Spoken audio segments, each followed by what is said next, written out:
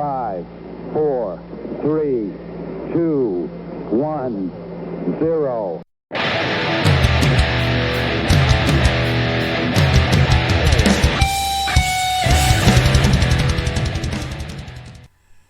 And with that, welcome to your GetCaughtUpInTheMosh podcast. I am your host, Shane Beauregard, coming at you with all your news, reviews, and previews out to watch on your streaming services and your television.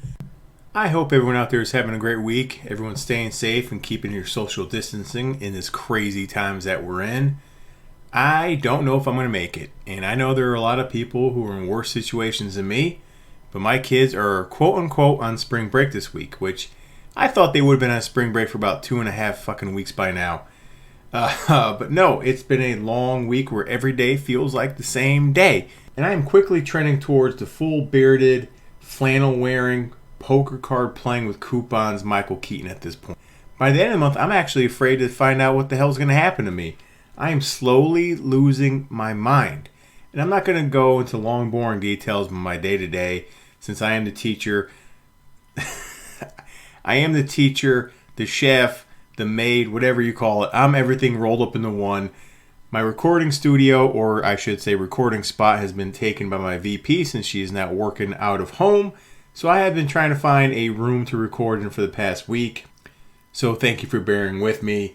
The problem I'm having these days is usually during my work day, in between my breaks, at night, I have a lot of time to watch TV.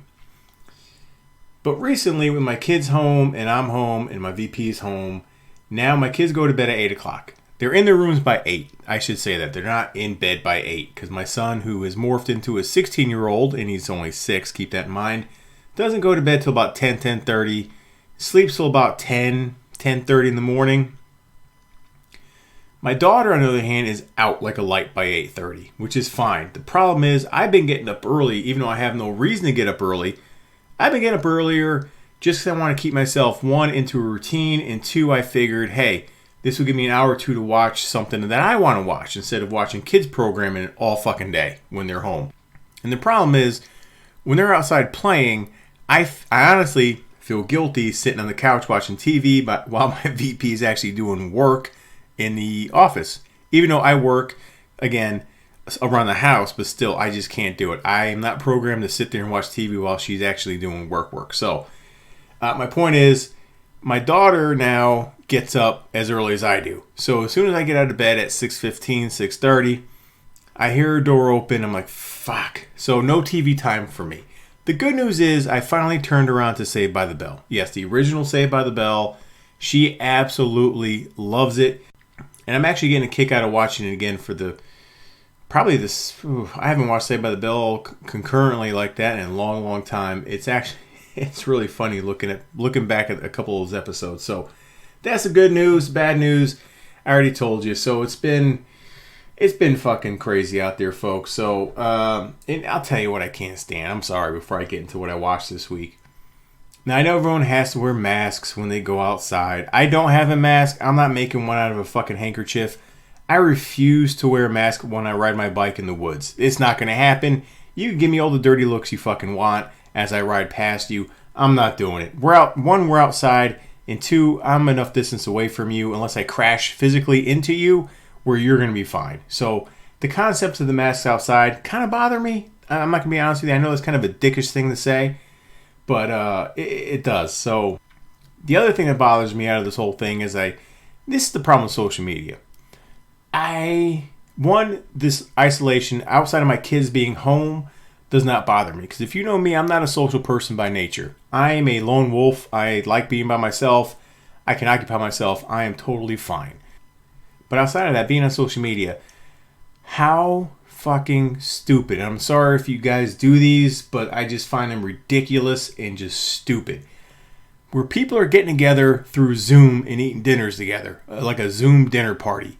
Get a fucking life. Get a life. One, I don't want you to see me eat on camera, nevertheless in person. When I go to dinner, those who have been to dinner with me or have eaten a meal with me, there's no talking while I eat. None. There's conversation before dinner, but as dinner starts, I am silent and I eat, and we can maybe talk when coffee's being served. Other than that, that's it. I'm not taking a bite and talking about your day talking about sports and the fucking weather or whatever else you want to talk about. I just find those absolutely ridiculous. And before I end this rant, my wife's been watching a lot of Hulu, which they do have a lot of commercials. And we've noticed a lot of car commercials and other things of that nature. And they all have like pictures of families playing with their kids, jumping rope, doing art projects, taking pictures. And I just call bullshit. I call bullshit on that. That is day 1 through 2 on this quarantine. That is not, check in on week 3 and 4, okay? I just find it fucking irritating. Anyway, and rant. Let's get on with the show. Not a lot of news going on this week that I'm aware of because I've been kind of out of it a little bit. But I will say, if you don't know by now, HBO Now or HBO Go, whatever the hell it's called, is doing 500 hours of free programming. So just go download their app, sign in, create a login, whatever you have to do. You get 500 hours of free watching. I'm assuming, because I haven't checked, that it's old school HBO, like The Sopranos, The Wire, things of that nature, Sex and the City. I don't know about current shows. I don't know if you're able to watch those, but go check that out right now. And honestly, that's all the news I'm going to put out to you this week. There's nothing really noteworthy because I read a lot of rumors, but I'm not going to put it out there like the New Mutants coming to Disney+. I'll believe it when I see it. So other than that, let's carry on to Netflix's top 10 streaming today. Number 10, the Netflix show Legacies. Number 9, How to Fix a Drug Scandal. Number 8, Nailed It, which is one of my daughter's favorite shows. And I will say it is entertaining. Number 7, The Big Big Show. That's right, The Big Show from the WWE has its own sitcom. And I'll get into a little bit of that in a couple minutes. Number 6 is the Netflix show All Americans. Number 5 is the Netflix show Money Heist. Number 4 is the Gerard Butler Nick Nolte vehicle, Angel Has Fallen. And I have to laugh at that casting because I always said Nick Nolte is what Gerard Butler is going to end up looking like. Gerard Butler looks fucking rough. And Nick Nolte looks like he's half dead, like he belongs on The Walking Dead. So it's like looking into the future for Gerard Butler. Number 3, Coffee and Kareem. It's a play on words there. I saw the trailer. You have Ed Helms and one of my Mochaccino queens, Taji Henson. Ed Helms plays a police officer and he's dating Taji P. Henson, and her son is named Kareem, K-R. Get it? Coffee and Cream. Yeah. I saw the trailer and there's no way I'm ever watching this movie. I'd rather have my toes physically cut off my feet than watch this movie. Number 2 is Ozark Season 3. And number 1 is, again, for like the fucking 3rd week in a row, is the Redneck Delight Tiger King, which I, again, refuse to watch. I don't care how many times it's posted on social media. Can't do it. Rednecks. So let's get into what I did watch this week. Let's start off with the really bad. And I'm going to give these 2 first movies just really quick synopsises here. The first one is The Roommate, and this was a strange one for me. I saw it trending on Netflix last week. It was like number 8 or number 9, and I noticed it was released in 2011. So it must have been one of those movies that was made back in the day, but finally just got released. I'm not for sure, but that's generally the case when this stuff kind of happens, because why would it be trending now? Sitting at 4% on Rotten Tomato critic score with a 27% audience score. The only reasons why I watched this movie, and this is the God's honest truth. 1, Minka Kelly. She is fucking hot. Just hot. You know who I'm talking about. She was on Friday Night Lights. She's in the show Titans. She's unbelievably hot. The other one is Nina Dobrev from Vampire Diaries fame. Now, I do feel half gypped because, spoiler, Nina Dobrev's in one scene of this entire movie. So, I wish we would have seen more of her and Minka together, if you know what I mean. But anyway, moving on. This is one of the movies you'll see on Lifetime 200 times over. Single white female, B version, really B version. But to me, it was entertaining enough. You have Minka Kelly playing Sarah. She's a first year fashion designing student. She moves into her dorm room. She's roomed with Leighton Meester. Sorry if I butchered her name. Playing Rebecca. And I swear to God, she is like discount Alicia Silverstone. She gives off those vibes. Even kind of looks like her. And right off the bat, For Rebecca, the elevator does not go all the way to the top floor, which kind of happens really fast. You have a cameo by Billy Zane. Yes, that Billy Zane. He plays a professor in this show. So Sarah is with the party crowd. She has a couple friends in another sorority. Rebecca's kind of shy, kind of a recluse, and she systematically starts distancing Sarah's friends from her and doing all this stuff to kind of just quote-unquote solve Sarah's problems for her. So she has Sarah all to herself. Now, the biggest problem with this movie, with its short runtime of like an hour and 25 minutes, is that it just happens so fast. Her unraveling just happens really quickly. And it's not uber violent. I think if it was, it would have added to the overall score of this movie. There was opportunities to have some...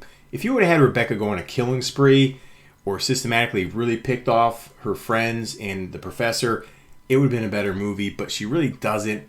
And there's a scene at the end that kind of just didn't need to be there. It's a total ripoff of Single White Female, which really didn't add to the story or the movie at all. Yeah, what else to say about this film? There's not much else to say. Again, the story is very paper thin, but there was a good performance by Rebecca, though she could have cranked up the craziness a little bit more. And Minka Kelly's Minka Kelly. She was absolutely fine. But this is a stand-of-a-lifetime movie. It would have benefited from more gore, more kills than what we got. So, but me and the VP watched this together, and we were both very entertained by it. So I go higher than the critics. I go higher than the audience, actually. I'll give Roommate a solid 2.5 out of 5 for me. I know that's pretty high, but again, the cast or one individual actress actually bumped it up a half a star to get it to 2.5. So very standard stuff from The Roommate. Check that out now if you really want to on Netflix. The other movie I got into was Underwater with Kristen Stewart, which I cannot see the word or say the word Stewart without thinking of Letterkenny. Show on Hulu. So in my head I'm always like, Stewart? Anyway. Those who watch the show will get that. Whatever. This came out of the theater in January. It came and went. Didn't make much money. It's a sci-fi horror film. Kind of like a creature feature kind of film. Sitting at 40% critic score with a 60% audience score right now. Again, stars Kristen Stewart, Vincent Cassel, TJ Miller, John Gallagher, who I like, and Jessica Henwick, who was in the first 2 seasons of Iron Fist. And the basic premise of this movie is there's an underground... they work for a drilling company who's drilling underwater for oil, I'm assuming. And they're drilling deeper than anyone has ever drilled before. And ta-da! They weren't supposed to drill that deep, and they released something that's been hibernating underneath the watery surface here. So what I did like about this movie is that it really started with a bang. The action started really fast and kind of held up until the end. Now, in the middle act, it did kind of lag as they're getting from point A to B to C, because basically that's what this movie is. The storytelling, the screenwriting is very weak in here, because the basic premise is something happens with their base underground. They got to get from point A to C to get rescued or to rescue themselves, while trying to figure out what the hell's going on, what did they release, what's out there. I like the cast. The cast is really good. I like John, like I said, I like John Gallagher. TJ Miller did, as always, provide some comic relief. And Jessica Henwick was just okay in this movie. But my fear when I saw this trailer, and I did want to go see this in the theater, but it got lost in the shuffle for me, is I really thought there would be too much shaky cam, and I thought the underwater footage would be too foggy, or you wouldn't be able to see the monsters or the action going on. Not the case. This was directed by William Eubank, and this is his second feature film. I thought he really did a fine job directing this film. All the underwater stuff was like 80% clear. You understood the action going on. You saw what was happening, so I had no problem there. I was pleasantly surprised. The creatures themselves, okay. It was okay. The creatures themselves were okay, and there's a little surprise at the end with these creatures. Other than that, I thought Kristen Stewart held her own here, because I'm hit or miss with her. She's not, I don't think, she gets a bad rap. She's not as terrible as people make her out to be. I think she gets a bad rap from the Twilight series. But she's not great either. Think of her the female version of the Fleck, Ben Affleck, who I always stick up for. He's not terrible. He's not great. But he's okay. And that's what Kristen Stewart is. She's okay. But I thought she did a good job here carrying the action. This was a entertaining creature feature film. That's all I can say. I really enjoyed it. What I thought the director kind of missed out on, and you can tell in a couple shots, especially when they're underwater, he was going for that claustrophobic feel, and he didn't really hit his mark. I kept thinking of The Descent when I was watching this film, the really great Neil Marshall horror film. He nailed that feeling, that atmospheric feeling of just being closed in, and he pulled it off just a masterpiece effectively. I thought this is what Eubank was going for, and he just kind of missed the mark on that. I never really had that fearful, closed-in feeling in this movie. So, other than that, though, I go higher than the critics on this one, but I can't get it to a real passing grade because I think the normal, unless you're a horror fan or a sci-fi fan, I think this is catered to you. But the general public, I'm going to give this a 2.5 out of 5 for me for Underwater.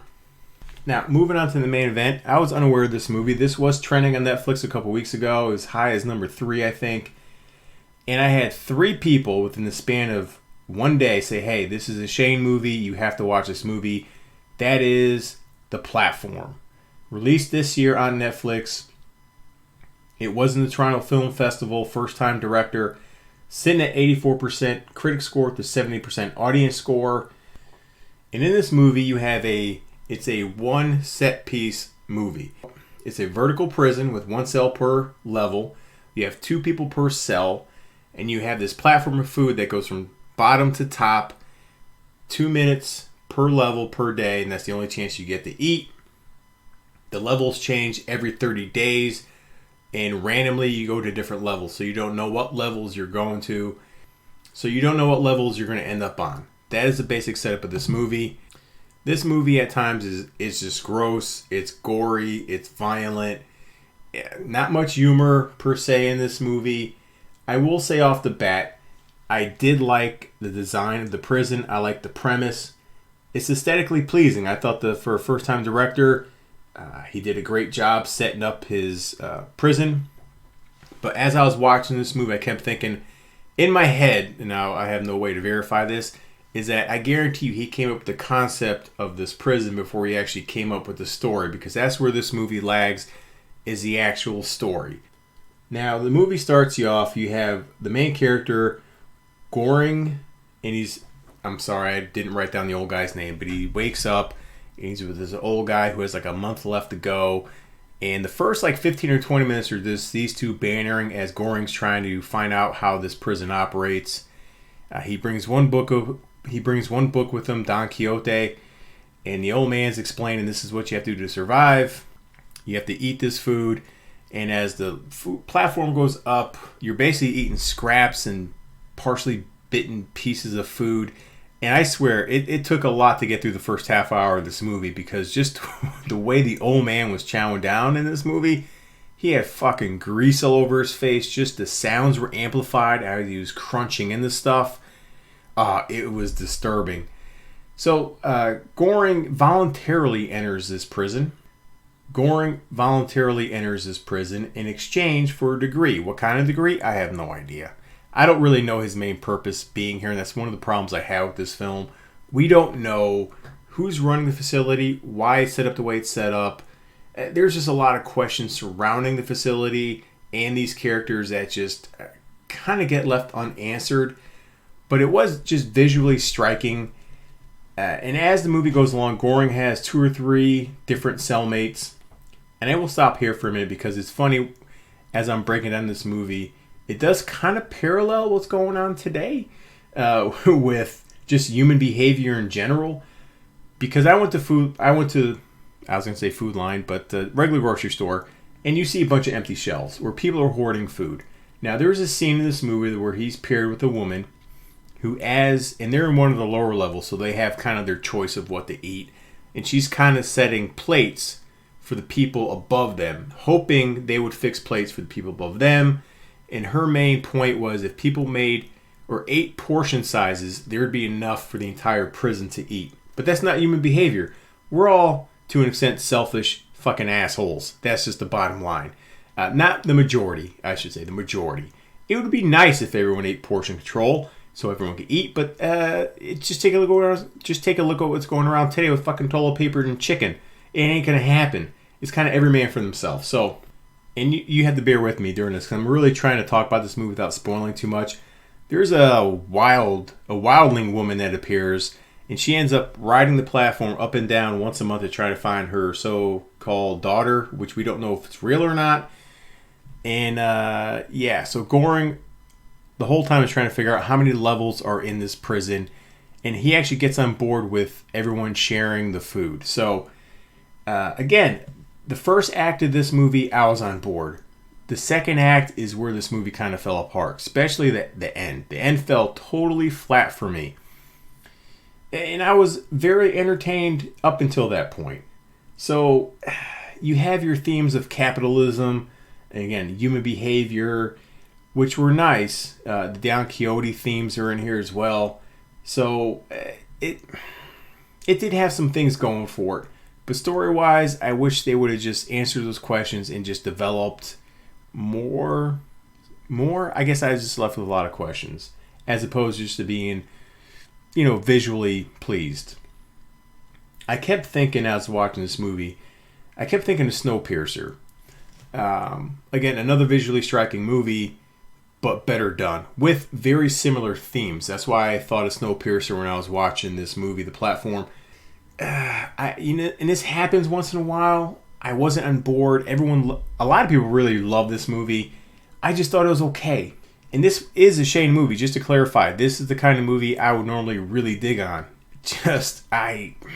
It fell flat for me at the end, and that kind of that's my sticking point. What I'm trying to say, it's my sticking point, is the end. I thought the acting was fine. I thought some of the characters were really good.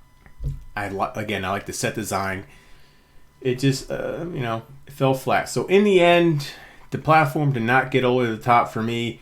I give it a 2.0 out of 5 for me. So that's it, folks. That's all I watched. Who knows what I have going on this week? I'm just trying to make it day by day, folks. So just bear with me, and thank you always for listening. And until then, go check me out on Facebook's Media Mosh. Go check me out the Twitterverse at Shane Media Mosh. More importantly, please go to the Apple Podcast Store, download me, share me, take a second, leave me a quick review, and then circle the wagons. Go check out the Instagrams. The Twitters, and the Facebooks. For Mr. Arguing myself, Chris Rodell. 3 different platforms for 3 different types of content. Get caught up. Get caught up in the mosh.